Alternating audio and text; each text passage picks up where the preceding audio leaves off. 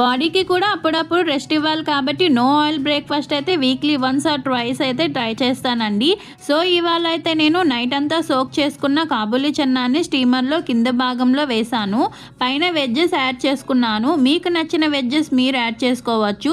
నేనైతే carrot, sweet corn, sweet potato add చేసుకున్నాను. Sweet potato హెల్త్కి చాలా మంచిదండి. సో స్టీమర్ని అంతా సెట్ చేసుకొని పక్కన ఉంచాను. చాలామంది ఎగ్స్ని స్టీమర్లోనే బాయిల్ చేస్తారు, బట్ నాకు అది నచ్చదండి.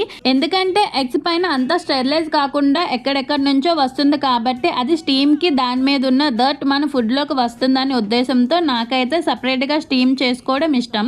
So protein, carbs, fibre rich breakfast కాబట్టి ఇలా ప్లేటింగ్ అయితే చేసుకున్నానండి.